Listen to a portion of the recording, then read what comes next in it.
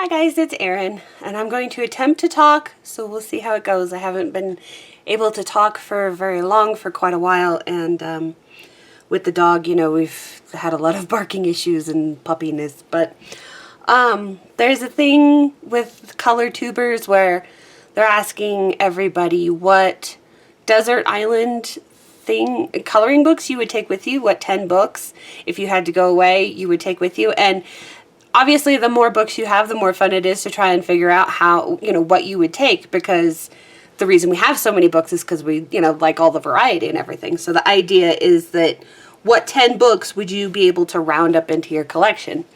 And the gal that started it is named Zoe. I don't know her last name offhand, so I'm going to link it in the description below, as well as I'm going to attempt to link the books that I am picking, but that may or may not work, so I'm not going to. If it's not there, I'm sorry. But yeah, so I picked my books, and I figure I'll show them to you in no particular order. I just kind of piled them up as I was looking at my shelf thing. So the first one I'm picking is Faerie Nouveau by Leonard. And I have my 5 books bound together, so technically I could say that this is one book, but if I just wanted one out of his 5, I would pick this one because it has a good variety of different fairies and flowers and stuff to color, and there's intricacy and there's not so intricate, and there's just a good well-rounding of fantasy in it. So that's why I picked that. And I thought that, the best thing to do on a desert island is to make sure that you're not wanting for anything. So this is one of the ones that I've colored, obviously.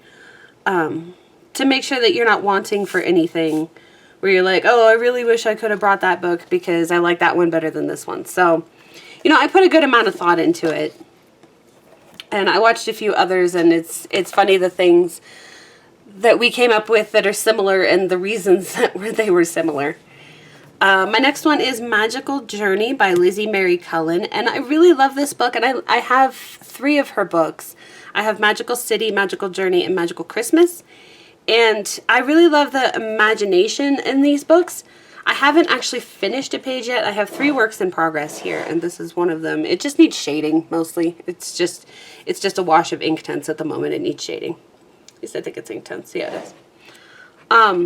But the reason that I picked this book is because I like the whimsical nature of it, and I think that if you're on a desert island, you would want something that's not too taxing sometimes.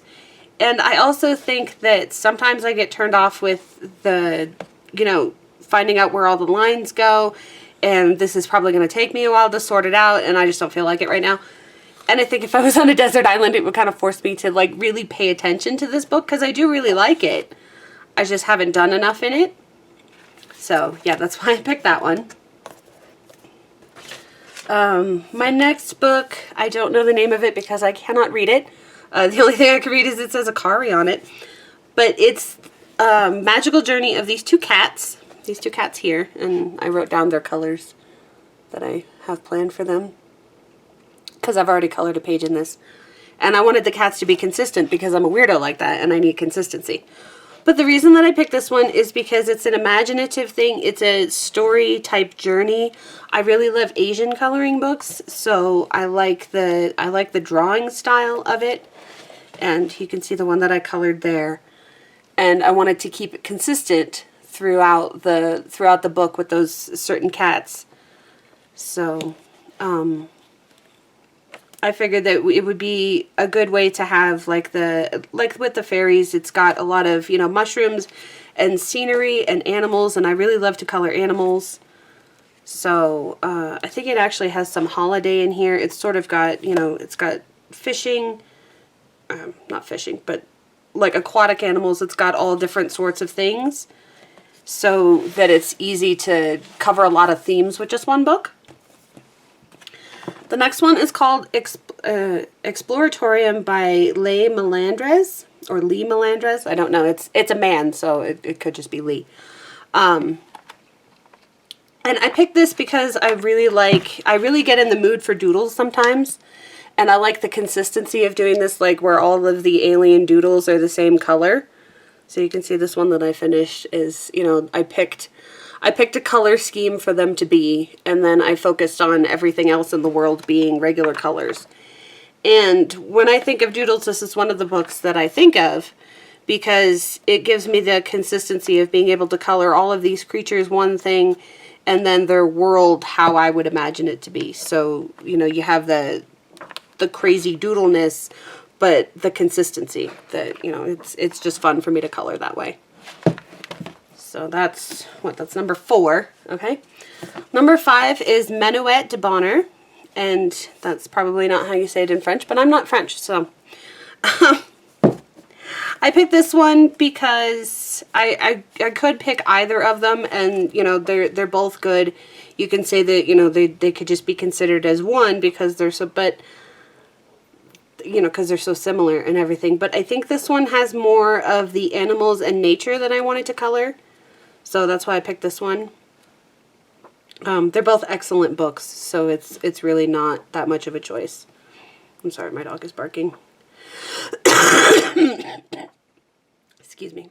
I've sort of colored this one, and I have finished this one. I only finished one side because I wanted to save the other side for another time, so I did only finish one side at this point. But yeah, it has a lot of animals, and I love to color animals, so that's why I picked that, and I just love her drawing style. The next book I picked is Nouveau by Ophthalmic, and this is on a lot of, you know, this along with Menuet de Bonheur is on a lot of people's lists because of the intricacy, and it'll just take you a good amount of time. You'll have a lot to work on, and I haven't actually finished anything in this one at all, and I got it last February, so it's one of those ones that you really have to sit down with and work on. And I think if you're on a desert island, that's a great time to just focus in, you know.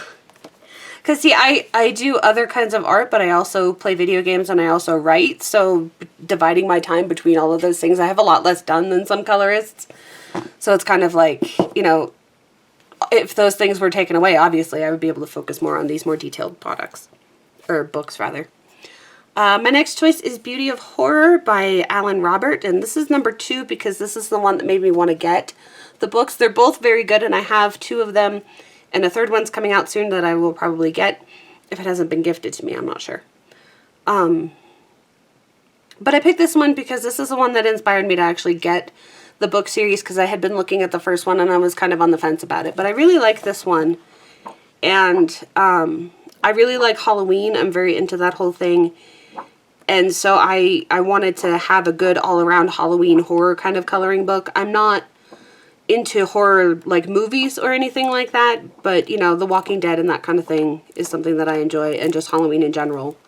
So I wanted to make sure I had something that would celebrate that kind of holiday and fill that need for me when I was in more of a creepy mood. So there's that one. The undisputed champion of the Kirby Rosanna's oeuvre is Mythomorphia. And everybody pretty much has chosen this one if they have to pick one out of all of his books, because it really, he's done such a good job with combining his style of, you know, doodles and shading and intricacy with these fairy tale fantasy creatures, and it's just a wonderful book. I've done 3 in this book, I think. 2 or 3. And started on a few. And it's a joy to color in and find the hidden things. And, what is that one? I thought the other one was back there. And yeah, it's one of those ones that you just really want to spend more time with. So, I definitely had I didn't have a hard time at all picking this book out of the other 3. I really love animals, and Anamorphia would be in there too, but this one just, you know, fills it a lot more.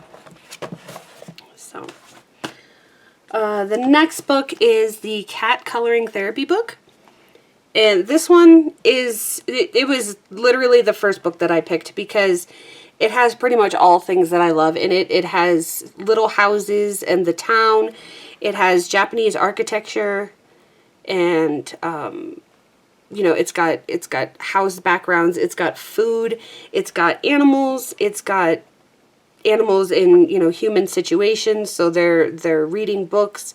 They're, you know, that one's knitting or something. It's just, it's very all around made for Aaron. And so, yeah, it was, if it was one of those ones where you can really only have 10 books, this is definitely one of the ones that I would pick immediately without even having to think about it. It's got fish, and I love coloring fish. And this is the one that I've done and, you know, actually finished. And I mean, this, from start to finish, this picture was awesome to color. I loved it. I had a great time with that one. And so definitely no contest with that. And the very last one is Disney Portraits by Hatchet Heroes.